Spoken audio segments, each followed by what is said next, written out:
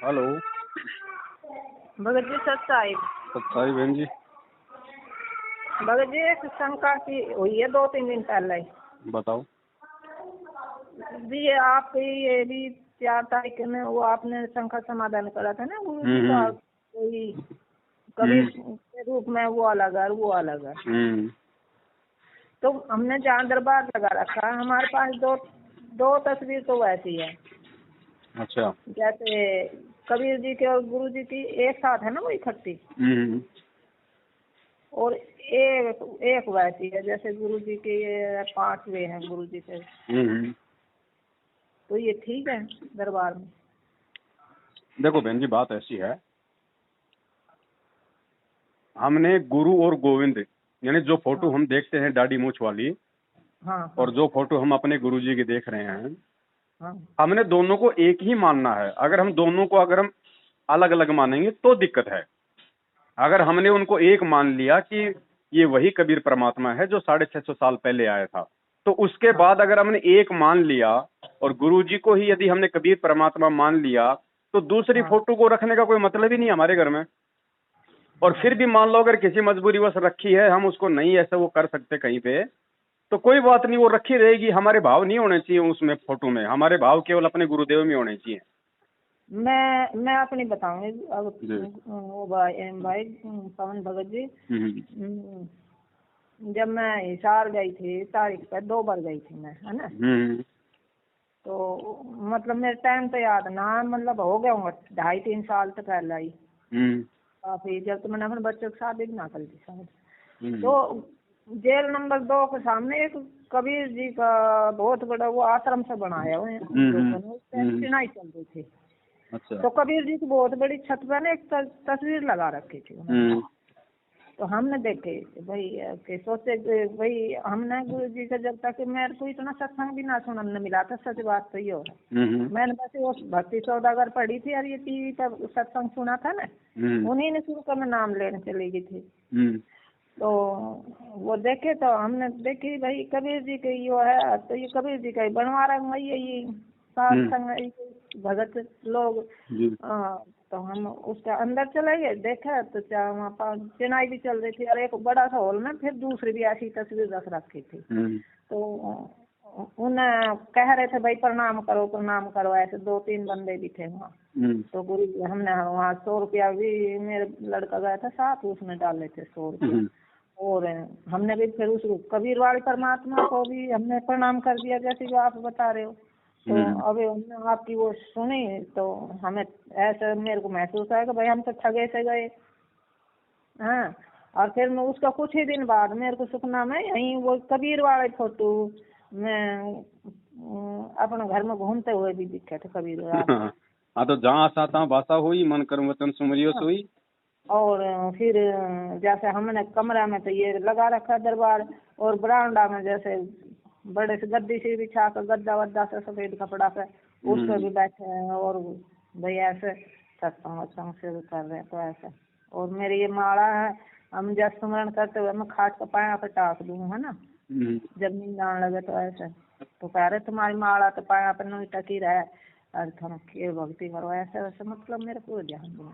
तो भगत जी अभी इसको मेरे को क्या करना चाहिए? मेरे मतलब देखो बहन, ज्ञान आधार तो ये कहता है कि जब ये चीज हमें समझ में आ जाए, हमें गुरु और गोविंद का भेद जो है वो समझ में आ जाए, बीच की खाई अगर ज्ञान आधार से अगर मिट जाए कि गुरु गोविंद दो नहीं भाई, दो समझेगा वो दो जग में जाएगी। उसके बाद जो कबीर जी वाली जो फोटो है, जिसको हम मानते हैं कि वो कबीर भगवान की फोटो है, हालांकि वो कबीर परमात्मा का असली रूप नहीं है, क्योंकि गुरुजी ने भी साफ साफ बोल दिया कि भाई हम जो चित्र देखते हैं ये प्रभु का असली चित्र नहीं है। होंगे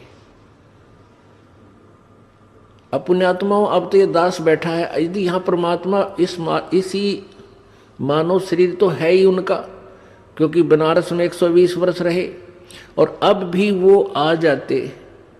जो हम चित्र देखते हैं प्रभु का, ऐसा चित्र नहीं है। वो तो ना जाने कितने स्वरूप हैं उस मालिक के, वो किसी भी रूप में आकर के अपना ज्ञान बताता है, अपनी प्यारी आत्माओं को अपने चरणों में लगा के भक्ति करवा के सतलोक ले जाता है। अब आज हम भगवान की तलाश कर रहे हैं। और परमात्मा क्या अनमोल वस्तु है, क्या अनमोल है, कितना उसके अंदर गुण है। यदि आज हमें वो मिल जाए, आपके सामने आ जाए, तो आपकी क्या स्थिति होगी। एक बार सोचना, जो भक्त आत्माएं हैं गहराई से सोचे। अब जैसे भूखे को भोजन सामने मिल जाए और निर्धन को सामने धन की थैली नजर आवे, तो कैसी तड़फ होगी उसकी। प्यासे को पानी मिल जावे तो कैसी श्रद्धा करेगा, टूट कर पड़ेगा उसके ऊपर। धन है तो ठाकर सीने का यूं देख कर भाग लेगा, छुपा दूंगी तो इसने कोई देख ना ले। और सामने भोजन है तो ऐसी सब टूट के पड़ जाएगा, फटाफट खाएगा, अपनी जान बचाएगा। ऐसे ही हमें जब परमात्मा आज मिल जाए, आपके सामने आ जाए, क्योंकि हम उसी की तलाश में तो भटक रहे हैं, तो आपकी कैसी श्रद्धा होगी ये आप अपने अपने स्तर से सोच सकते हैं। अब वो भगवान यहां आ जाए, अरदास के स्थान पर बैठकर सत्संग करने लग जाए, क्योंकि ज्ञान तो देना ही पड़ेगा। हाँ। उसके बाद हमने उस फोटो को भगत जी हमने अपने घर में नहीं रखना है, सिवाय अपने गुरुदेव की फोटो के। अगर वो फोटो घर में रहेगी तो जाहिर सी बात है हमारे उसमें भाव रहेंगे कहीं ना कहीं, और भाव रहे, कल को शरीर छूट गया तो काल भगवान फिर उस फोटो वाले रूप में आके हमारे को ठग देगा। जैसे आप लोग बिना ज्ञान के, जो जेल नंबर 2 के सामने जो कबीर जो धर्मशाला बनी हुई है, आप वहां गए, आपने वहां पे दंडवत किया, फिर आपने वहां 100 रुपए डाल दिए। अब बताओ 100 रुपए कहाँ गए? वो उस खटीक समाज के पास गए, क्योंकि वो खटीकों की है वो धर्मशाला। दानक समाज की है या वो खटीक समाज की है, तो वो 100 रुपए कहाँ गए? वो 100 रुपए वही लोग लेंगे जिन लोगों ने धर्मशाला बनवाई है। तो वो कौन सा भगवान को भगवान मानते हैं? वो तो उस पैसे का दुरुपयोग करेंगे। तो ऐसे तुरंत ही जब हम उस गेट से बाहर आए ना, और तो मेरे अचानक से नो आई, किसी जने कोई चलता फिर तो कह रहा कि संत रामपाल जी के महाराज का ना आई, हमने जहाँ प्रणाम कराया जन यहाँ, मतलब ऐसा ही अपना ऐसे हुई मेरे। तो मैंने ये है ना बहन जी, अगर उस समय यदि आप गुरु जी को ही परमेश्वर मान लेती तो क्यों उस फोटो के आगे दंडवत करती? क्यों आप वहाँ पे 100 रुपए देती? क्यों अपने वो कर्म बिगड़ते? हाँ, और उसके बाद ही भगत जी हमारे फिर ज्यादा तो दिक्कत जल्दी हुई थी, मैं समझ तो गई थी, पर फिर दोबारा ही गए था वहाँ। देखो, अनजाने की गलती की भी परमात्मा वैसे तो माफी देते हैं, लेकिन बहन अब चाहे आग के अंदर हाथ चाहे जानबूझ के दे दो चाहे अनजाने में दे, तो हाथ तो बहन जी जलता है ना। हाँ, तो अब ध्यान रखो बहन जी। मैं अब कह रही थी, मैं ये 2 तस्वीर है, इन दरबार से हटा दें तो मतलब ऐसे। देखो, उन दोनों फोटोओं को दरबार से सहसा मान हटाओ। हमारा किसी से कोई राग द्वेष नहीं है, हमें कबीर जी की फोटो कोई मुल्की बुरी नहीं लग रही, हमारा उससे कोई ईर्ष्या नहीं है। लेकिन जब वही कबीर साक्षात आ गया, मानव जो है मतलब तो वो शरीर धारण करके, तो अब हम फोटो वाली में क्यों आस्था रखें? और एक बताऊं भगत जी, मैं इन बेटी की तो बता नहीं, मैं जब भी आरती पे बैठूं ना तो ऑटोमेटिक ध्यान ऊपर वाली तस्वीर पे जाता है, गुरु चरणों में फिर बहुत ध्यान करो ना तब आवे। हाँ, तो वो भटका रही है ना, क्योंकि उस फोटो का रूप बनाने का काल ने वरदान ले रखा है। वचन भर लो, वचन भर लिया, अकबर लिया भाई न्यो बोला जी के 4 युगों में 3 युगा में जीव थोड़े ले जाना, सतयुग, त्रेता और द्वापर, और 4था युग जब आवे कलयुग कितने ले जाइयो।